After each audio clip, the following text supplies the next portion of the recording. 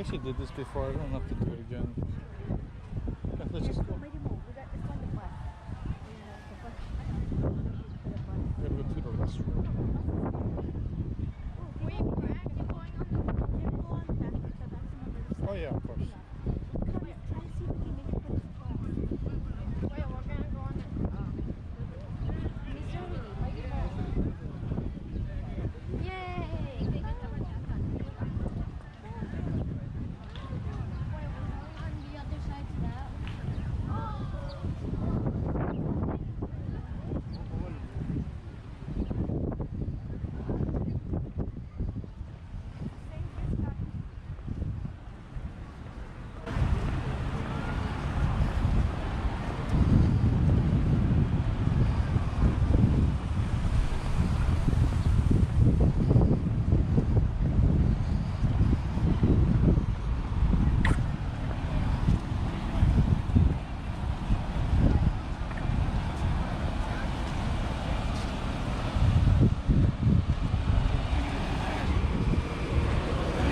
Hi. Mighty Mo is your first stop, all right? Yep. Yeah, okay. Thank you.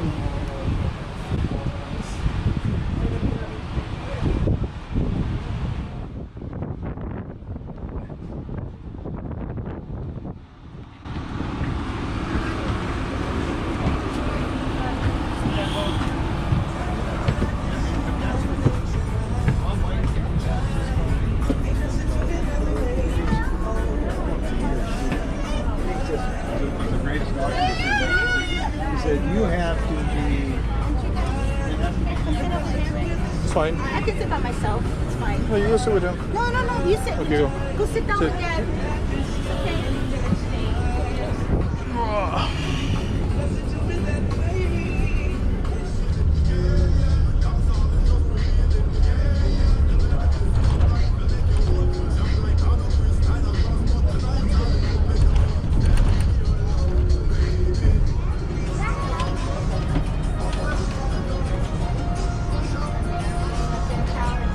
Better than what I got. Nothing. The thing says it goes very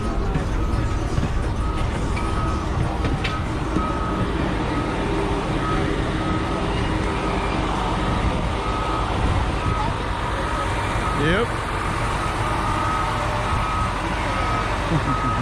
Hey, how's it?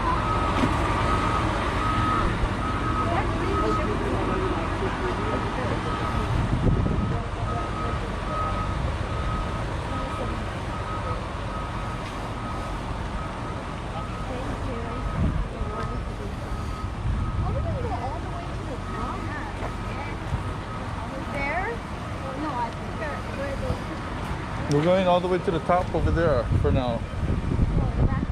Come on, Austin.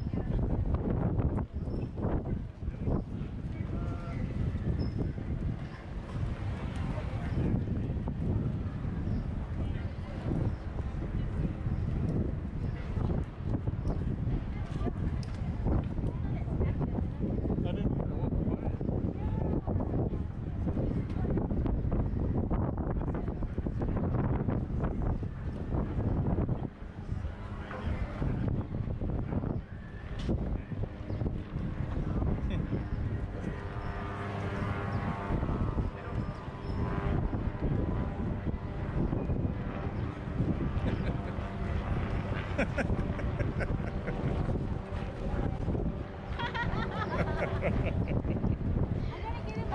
that off your video. Okay. Oh, he's gonna get the rainbow flavor, yeah.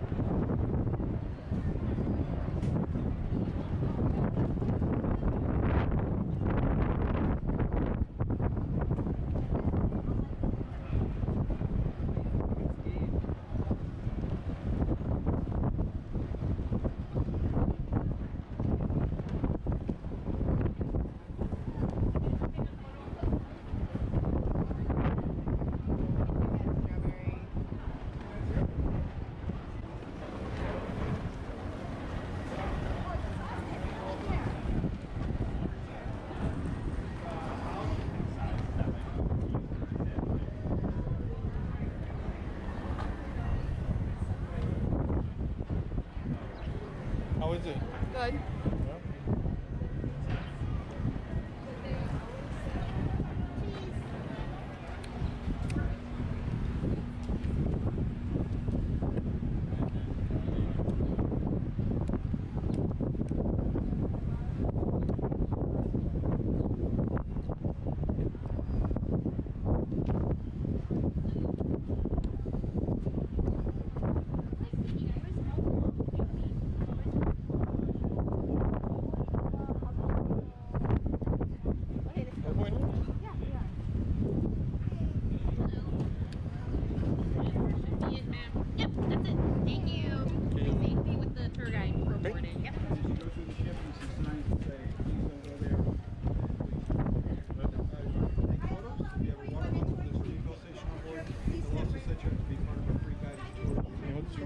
Typed in my head.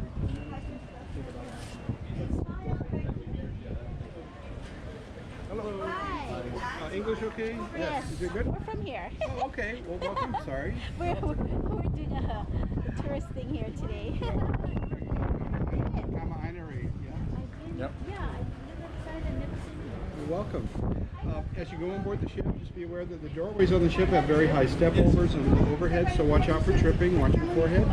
As you go up and down stairs and ladders, they're very steep and narrow. It's always best to face them so you can have your hands on the handrails in front of you. Okay. And as you go through the ship and you see signs that say, please don't go there, Don't go there. please don't go there. You're welcome to take photos, no problem. Also, if you have a water bottle, there's a refill station on board. Oh, cool. If you don't have a water bottle, otherwise there's no water on board. So if Okay. you want to pick one up in the truck, you're welcome to do so. Okay. They'll also set you up to be part of a free guided tour. If you'd like to join one, they leave about every 10 minutes. Take about a half an hour. Okay. So welcome aboard. Have Thank a you. great day. All right. Enjoy your Thank you. visit. Thank you. There is a water fountain actually aft by gun turret 3 by the men's restroom. Okay. Okay. Thank you.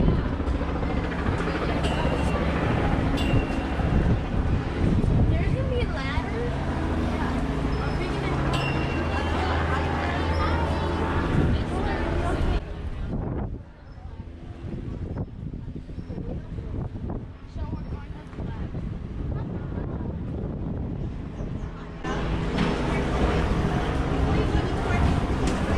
Okay.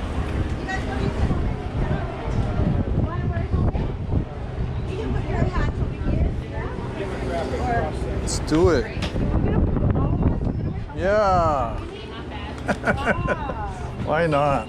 It's funny. I I don't know. know if I should have him in the middle because he's the tallest or... No.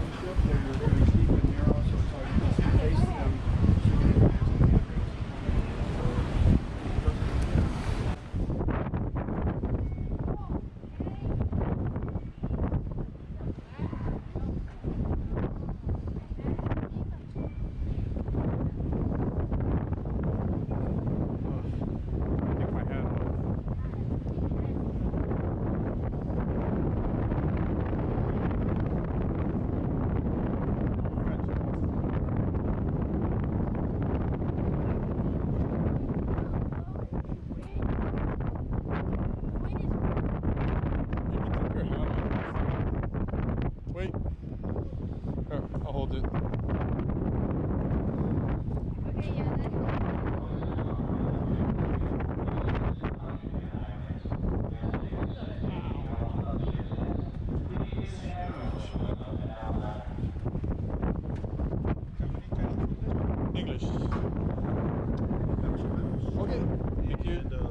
Ventures.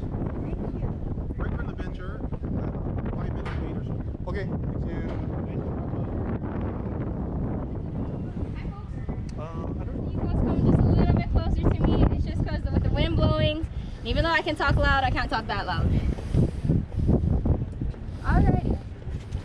Alright, so I'm just going to start off with the history of the USS Missouri. Her construction started on January 6, 1941 in the Brooklyn Navy Yard in New York. She would not be completed until January 29, 1944. That day she would be launched and christened by a young lady named Mary Margaret Truman. She is the daughter of, at the time, U.S. Senator Harry Truman from the state of Missouri. The USS Missouri is the last of the 4 Iowa-class battleships to ever be built and the last American battleship to ever be completed. On June 11, 1944, she would be commissioned for the first time and sent to join in Allied invasions in Iwo Jima, Okinawa, and operations against mainland Japan. On September 2nd, 1945, the USS Missouri would be the ship chosen of where World War II will officially end. Now, that will be the second stop of our tour, so I will talk about that a little bit later. In 1950, the USS Missouri would serve 2 tours in the Korean War, and in 1955, she would be decommissioned for the first time and sent to join our mothball fleets in Burlington, Washington. There she would stay for the next 29 years. Now in the 80s, during the Reagan administration, he wanted to beef up his naval fleet to about 600 ships. So what he did was he brought out the old battleships, did modifications to them.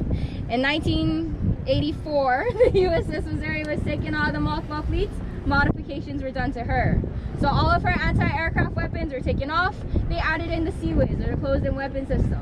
They also added in Tomahawks, as well as harpoon missiles, and also the greatest thing ever known to mankind, air conditioning. On May 10th, 1986, the USS Missouri would be recommissioned for the second time and once again ready for duty. She would serve in Operations Earnest Will, Operation Desert Shield, and on January 17th, 1991, the USS Missouri would fire off her first Tomahawk missiles to start off Operation Desert Storm. In December of 1991, the USS Missouri would make her way back out here to Pearl Harbor for Operation Remembrance. That day she would be honored for her service, as well as they remembered that fateful day 50 years prior, December 7th, 1941. On March 31st, 1992, the USS Missouri would be decommissioned for the second and the final time. She would be sent to join our mothball fleets once more, but she would not stay there for that long. A couple years later, the USS Missouri Memorial Association would then earn the rights to her from the Navy. In 1998, they tugged her back out here to Pearl Harbor, and on January 29th, 1999, the USS Missouri would open up her doors for the first time for tours, and she's been open ever since. Here at Pearl Harbor, we like to say we have the bookends of the war. The USS Arizona, where the war started for the United States, and right here upon the decks of the USS Missouri, where the war not only ended for the United States, but for the entire world. Now, that was about 77 years of history in about 5 minutes. Any questions? All right. Well, the USS Missouri, her nickname is the Mighty Mo. That is for 2 reasons. One is for her massive size, the other is for her mighty rifles. So first, I'm going to talk about her size and put her into some perspective for you. So from her bow to her stern, she's 887 feet, 3 inches long. That's about as long as 3 American football fields, end zone to end zone. From the bottom of her keel to the top of her mast, she's 216 feet, 6 inches tall. That's about as tall as a 20-story building. At the beam, or her widest point, she's 108 feet, 2 inches wide. That was done specifically so she could still go through the Panama Canal locks. At the time, the Panama Canal locks were only 110 feet wide. So she did not go through smoothly. She had less than a foot on each side of her. Sailors did not like it every single time she went through. They said it would sound like thousands of nails against a chalkboard. But on the plus side, she'd always look brand new because she always needed a new paint job. Fully loaded, she weighs 58,000 displacement tons, and at her fastest speed in the water, she could go 33 knots. Or that's equivalent to about 40 miles an hour on land. So she could go pretty fast. Alright, so that's all these mighty rifles right in front of us. She has 9 16-inch 50 caliber rifles on board this ship. There are 3 rifles on each gun turret. Right now you're looking at gun turrets number 1 and number 2. Gun turret number 3 is back after the ship, and we will see that on the last stop of our tour. Each rifle individually weighs 239,000 pounds. That's about as heavy as a NASA space shuttle without its payload. Each rifle has a maximum rate of fire of 2 rounds per minute or 1 shot every 30 seconds. The projectiles fired off would move at a Mach 2 speed with an accuracy of 23 nautical miles. So say if we're to shoot from right here in Pearl Harbor, we would be able to accurately reach North Shore or Diamond Head, which is right outside of Waikiki. Now there are 2 types of projectiles that would be fired off from these rifles. The first one would be a high capacity explosive. Those are used for land targets. Those are create craters 50 feet wide, 20 feet deep. So just think of your average tennis court, 20 feet down. The second one would be an armor piercing round. We have an example of one right here in front of the splash guard. Those are used to go through steel or reinforced concrete bunkers. Now both of these projectiles, they weigh about 2,000 pounds, a little bit more, a little bit less. In order to fire off these projectiles at the speed and the distance they were going, you needed a lot of gunpowder. So to the left of the projectile, you see an upright canister. Inside there's a white bag that looks like a marshmallow. That is 1 bag of gunpowder, and that weighs 110 pounds. In order to fire off 1 shot, you needed 6 of those. So you're looking at about 660 pounds of gunpowder just to fire off 1 shot. Now with all that gunpowder, you're gonna have a huge concussion blast. The way that these rifles are positioned right now, up over the bow, they would never be fired from this position. This is completely symbolic as we are still watching over the men still entombed inside of the USS Arizona. If the rifles were ever fired off from this position, first of all, the concussion blast would be so big, it would ruin your teak decks, couple decks down below. Second, you blow off your antenna. And that's just not a good way to start off the day. So these rifles would be fired off broadside, so either port or starboard. Now say we were to turn all 9 of these rifles port side, aim it at those mountains all the way over there. If we were to fire all 9 of them at the exact same time, this ship would not roll over. It would stay upright inside of the water. That is due to behind each individual rifle there is a recoil, counter-recoil system that absorbs the shock going 4 feet back into the gun turret. Now if you were to look inside of just one of these gun turrets, you would have a minimum of 77 crew members to a maximum of 110 of them controlling and reloading these rifles from the inside. So altogether, on average for all 3 gun turrets, you're looking at about 300 men. Any questions? Why do you call them a gun? I'm sorry? Why do you? Because they rifle. They rifle back in. Any other questions? Alrighty. Well, we're going to head up to the second stop of our tour. We're going to head up to the surrender deck. It is a lot smaller than up here on the bow, as well as there are a lot of artifacts for everybody to look around at. And I do promise I will give everybody time to look around after my surrender deck story. Do you know what islands that they were, Iwo Jima, Okinawa, and Mindanao. During World War II, that's what it was. Yeah. Alright. Okay, let's go. Let's go beat Andy. Oh no. Oh, why?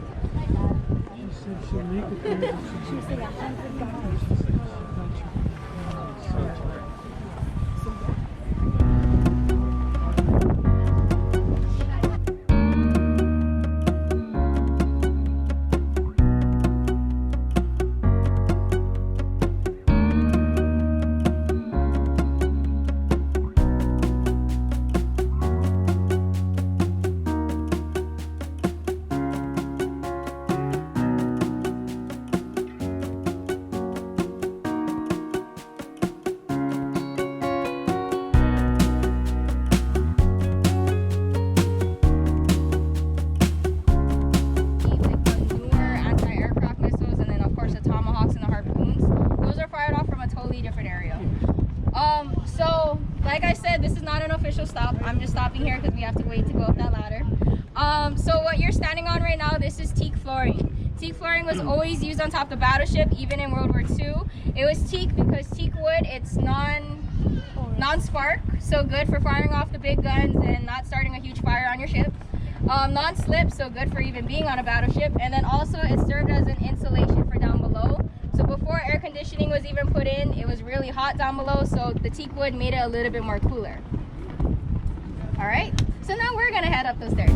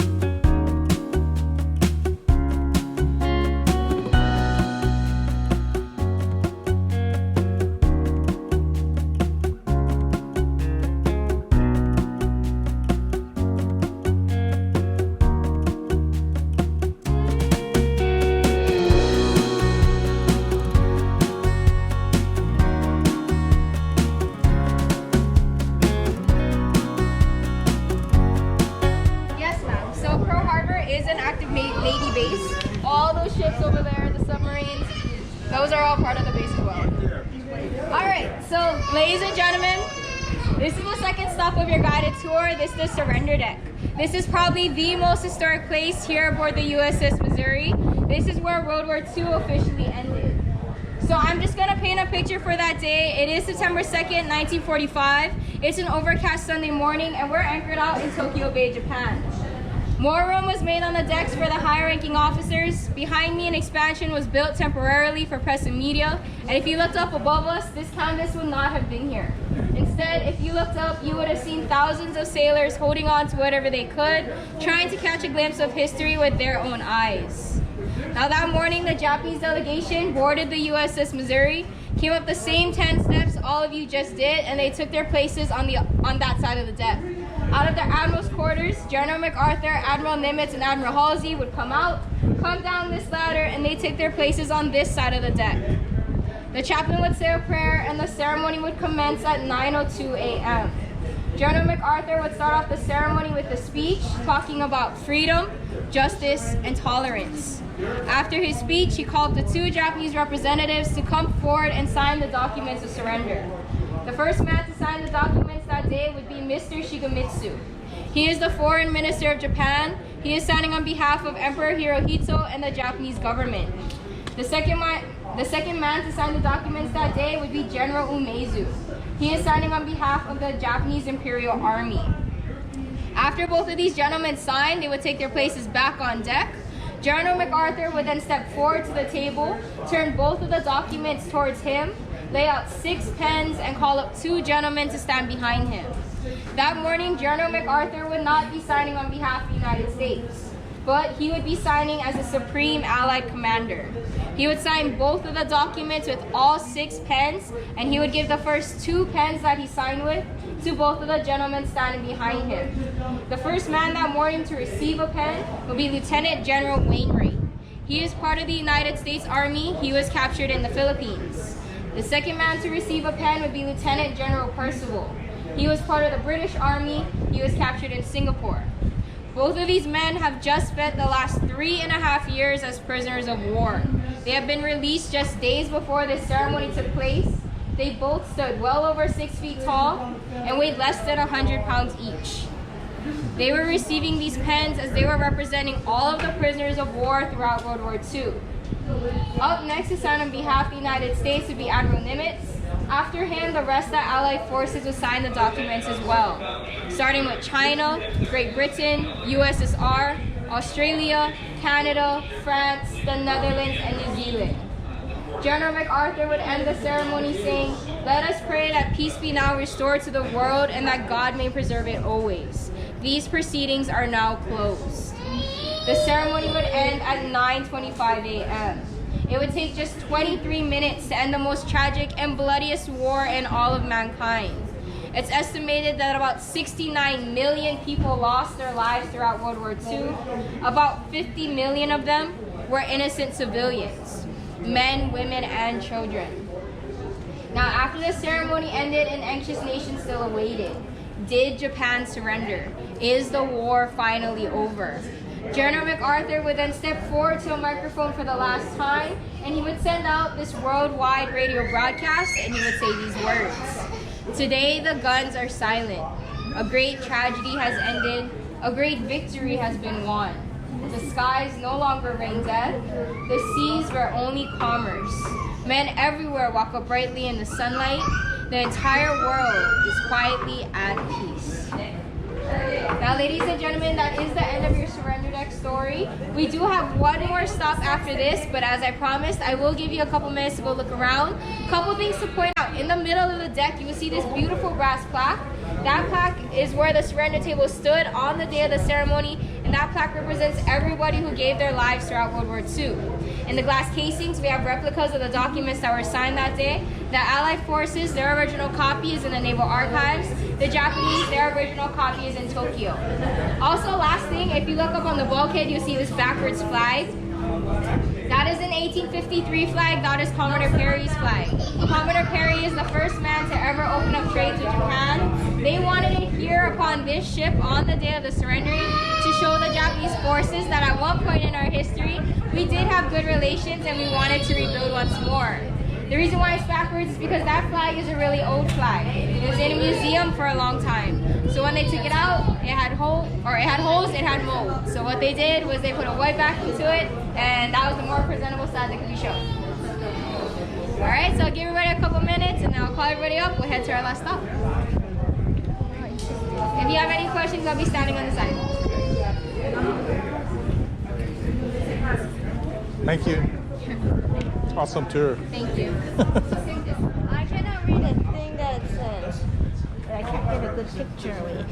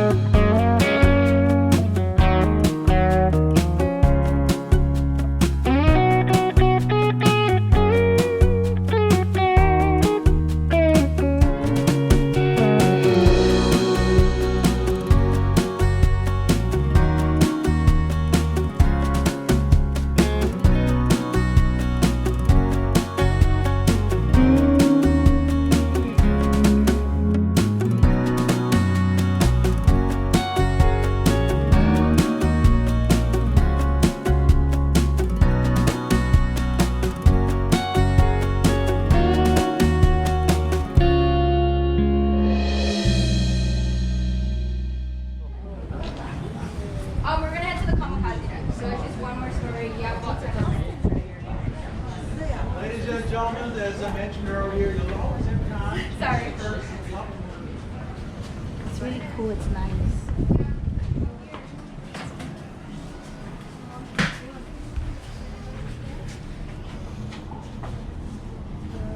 Wow.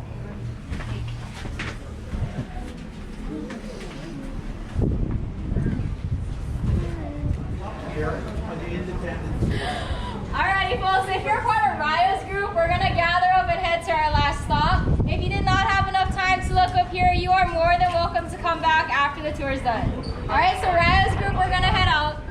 Loudest voice wins. Huh? Loudest voice Oh, wins. of course I'm gonna win.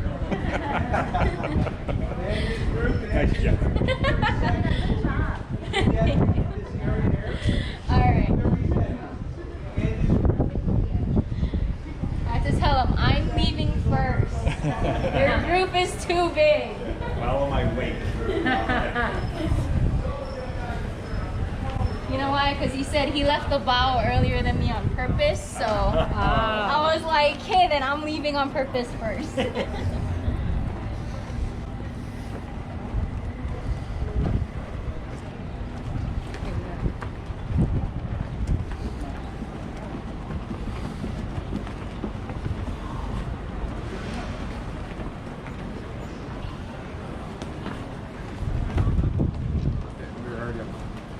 If you folks want to go up, there's another wooden ladder on the opposite side, and then you folks can go up that way. It'll be a lot faster. All right, let's go.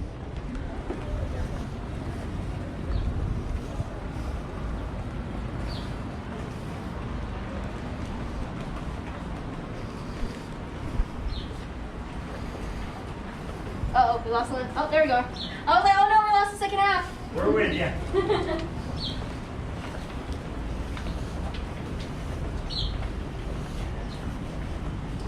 Oh, I would suggest you folks coming on this side. We have a really big tour group coming in.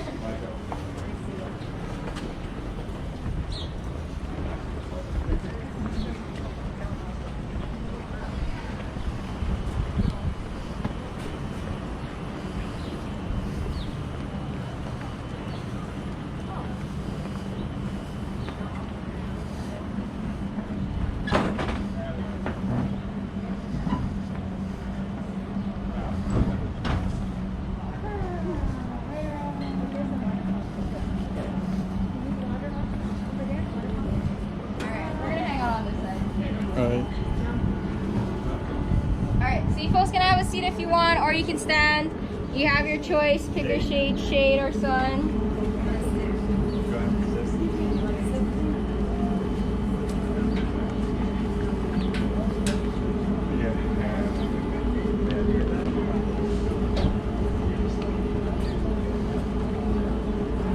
So if you're part of our group, we're just going to gather up over here.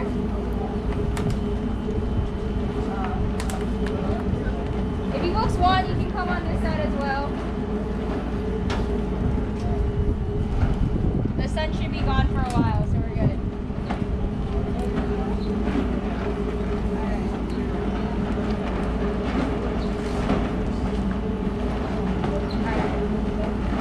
So I think this is everybody.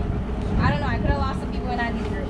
Alright, so ladies and gentlemen, this is the last stop of your guided tour. I am going to ask, so if you're on that side, please, I am going to ask you to come a little bit more closer just so you can leave that hallway clear, and if other guests walk by, they won't interrupt your story. Alright, so this is the last stop of your guided tour. This is the Kamikaze deck.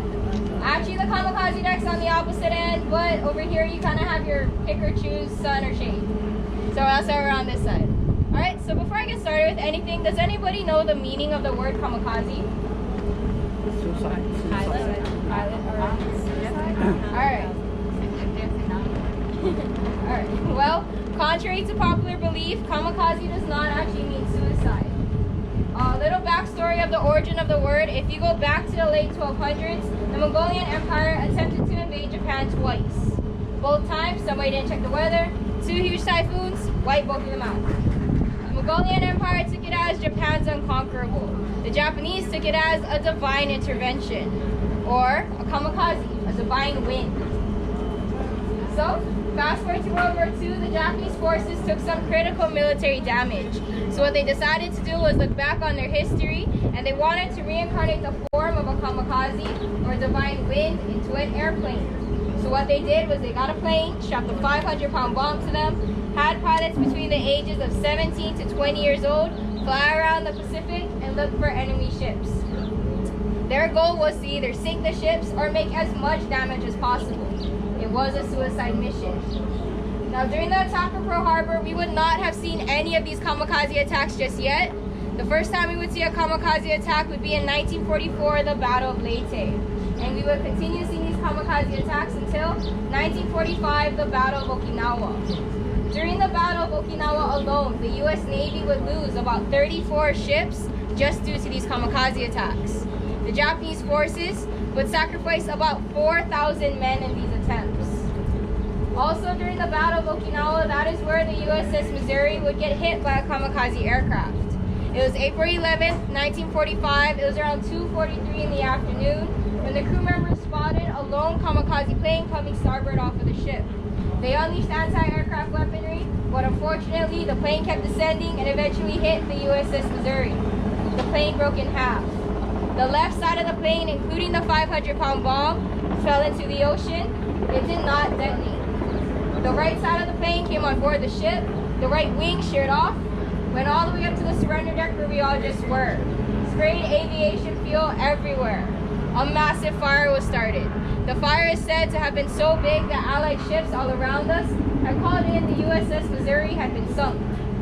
But damage control was on their game that day. They got the fire out in 3 minutes. They did a head count. There were no casualties. Everybody was all right.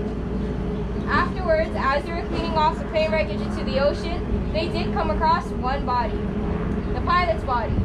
That pilot, who we now believe to be Petty Officer 2nd Class Setsuo Ishino. So the crew members, they called it up to Captain Callahan. Captain Callahan ordered them to take the body down into the dispensary and prepare him for a proper military burial at sea. The crew members did as they were told, but there was one problem. To have a proper burial at sea, you needed to be laid to rest underneath the flag of your home country. We were still at war with Japan. We did not have a Japanese flag here aboard this ship. So that night, a couple of the signalmen stayed up, made a makeshift for the Japanese rising sun flag. On the very next morning, on April 12th, starting at 9 o'clock in the morning, the crew members held the ceremony out on deck, and they laid the body to rest at sea. Usually an act of kindness, especially during a time of war, would have got a lot of press and media coverage. But how many of you have actually heard this story before? That is because on the same exact day, on April 12, 1945, President Franklin Roosevelt passed away.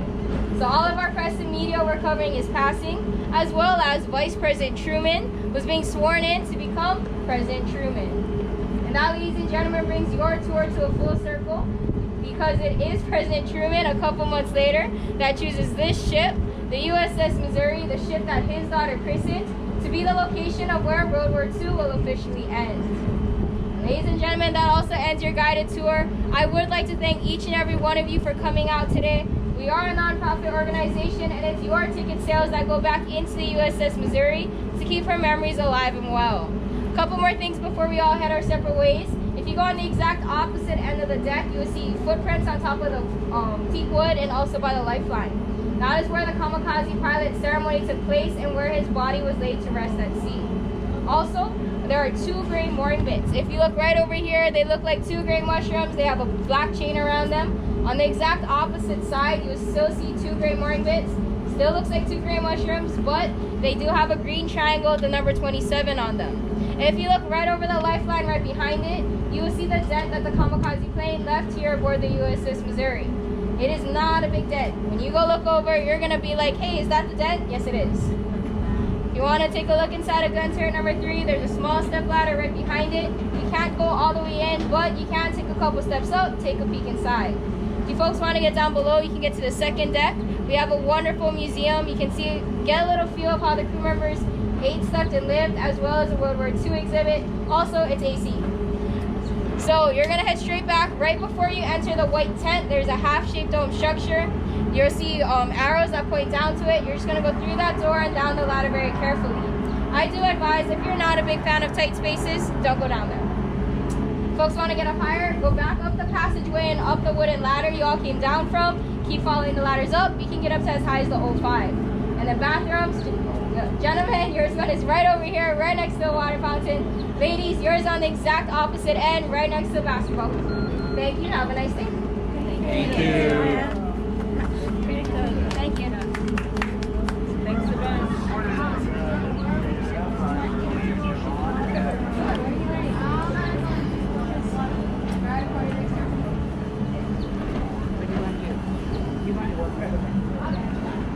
We're going to drink water.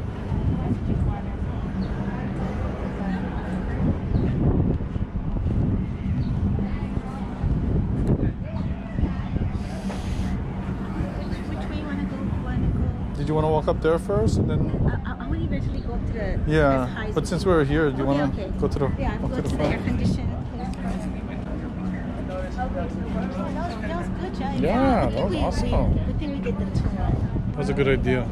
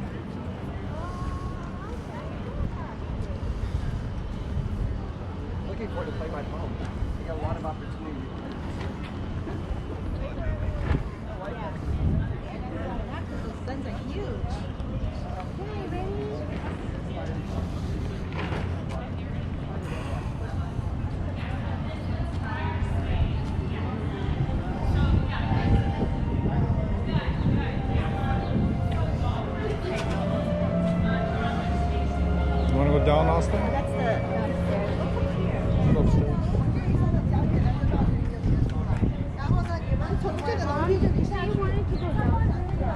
Let's go on.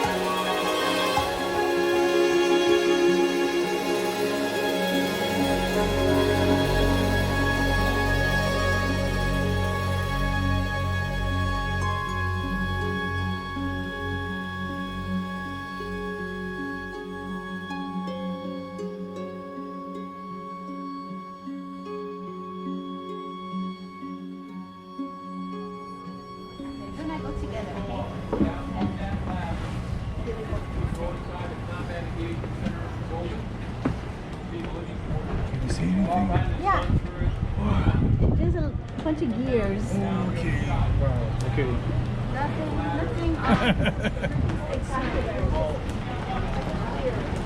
Let's go.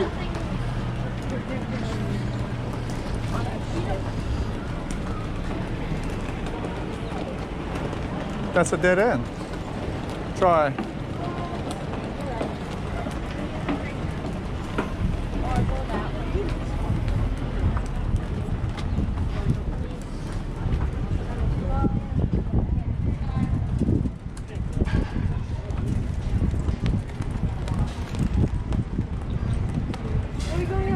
Yep.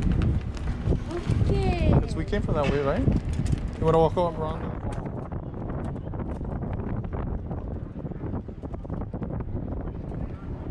And when we go down, I'll do the same thing. I'll go first. You just follow next to me.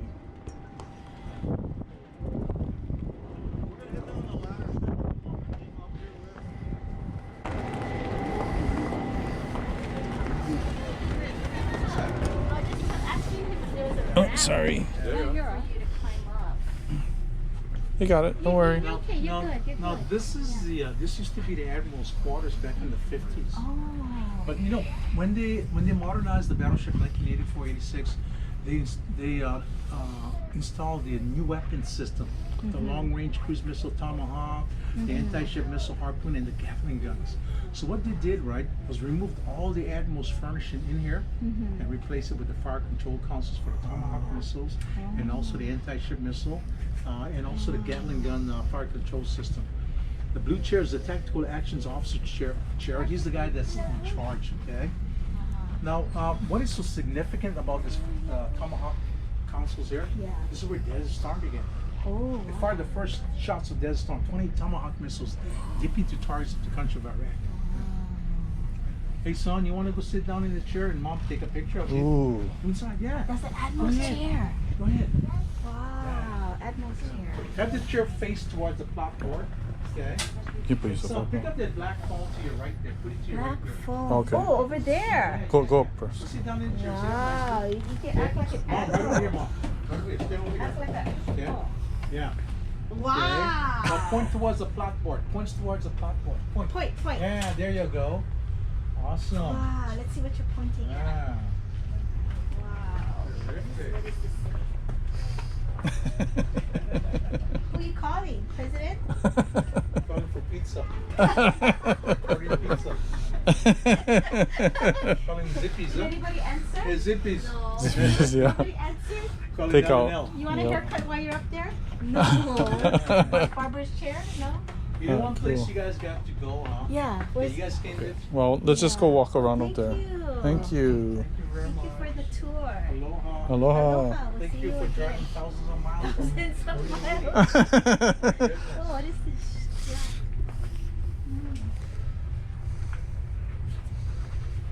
So cool. Wow. Oh, that's neat, huh? It's not even Oh, on. yeah, well, nothing's on in here. You just have to imagine. Use your imagination that it's. Well, these kids nowadays, mom, it's all video games. I know. They know what to press. No, it's so complicated. I But mean, they know what to press.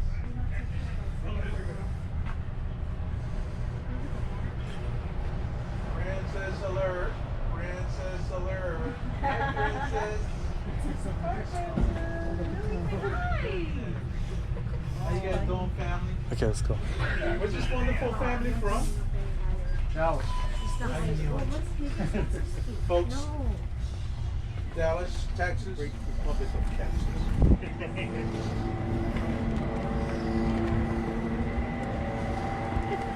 That was fun. We're making conversation.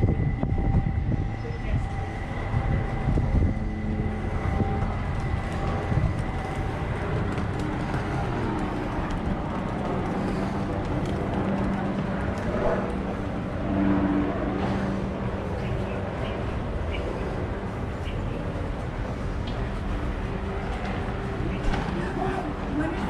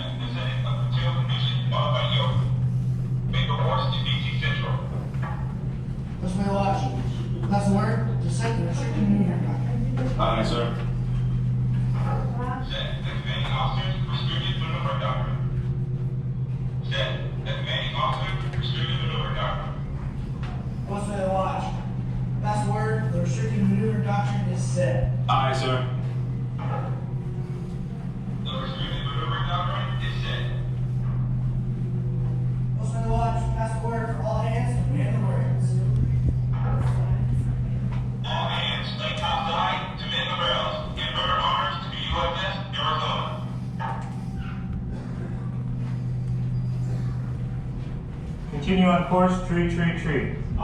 Steady on course, tree, tree, tree. Very well.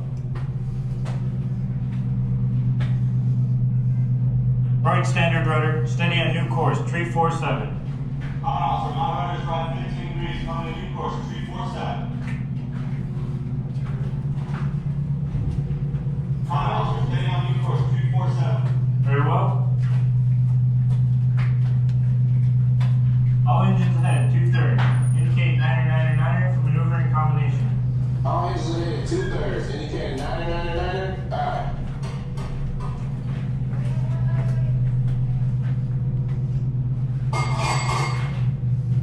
Pilot officer. Engine room answers. All engines ahead, 2/3. Very well. Right standard rudder, steady on new course, 002. From my runners, right 15 degrees, coming to new course, 002. That's very. What? This is where they Steady on new course, 002. Very well. All engines ahead, 1/3. All engines ahead, 1/3. Aye.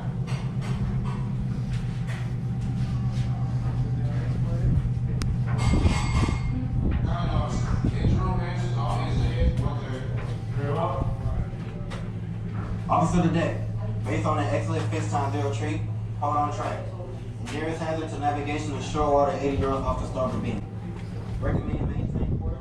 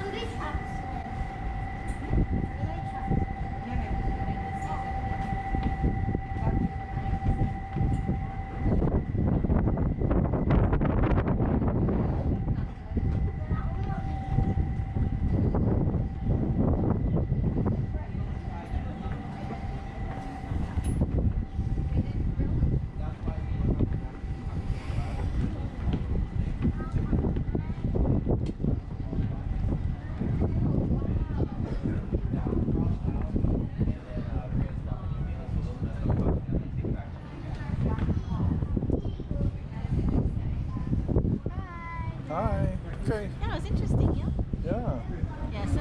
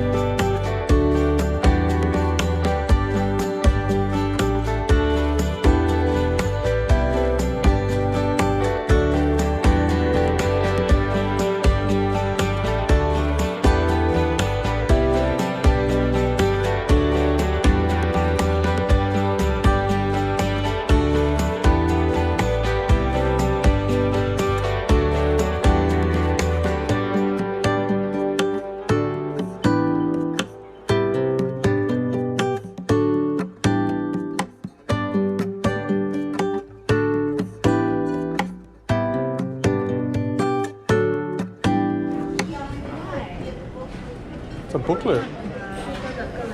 Oh, what's this?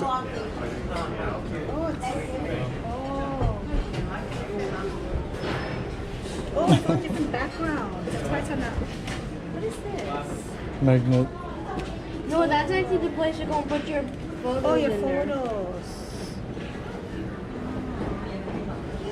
It's expensive. What is Yeah. it, like 30? 45.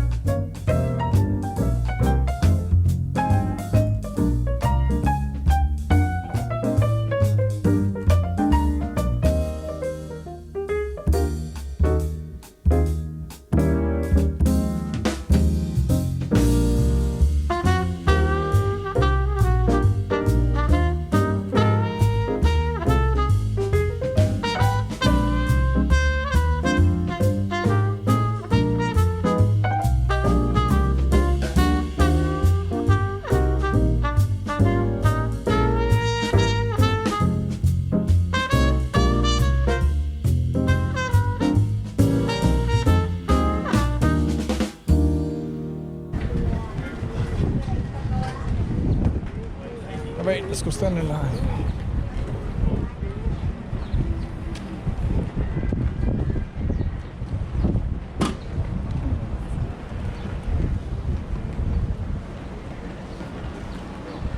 Oh, the bus is already here, but I don't think I'll ever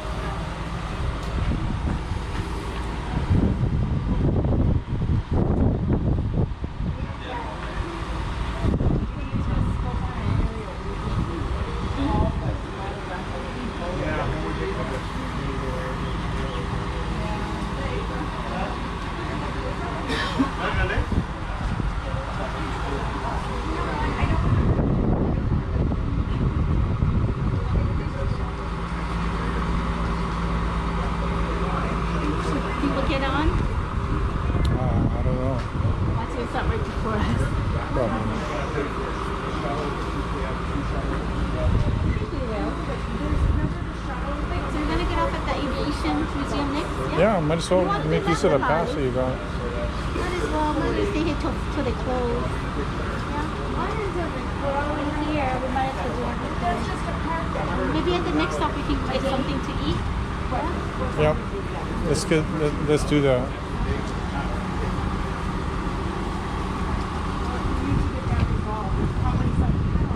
$2.43. Bus stop.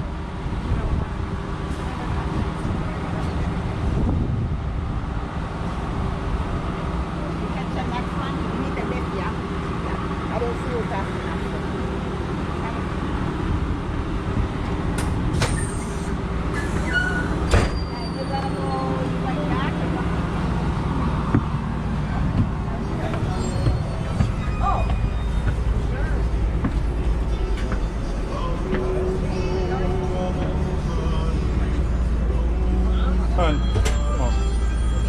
Can we sit in the front here, please? No. Sure. You go in the front. Is that it?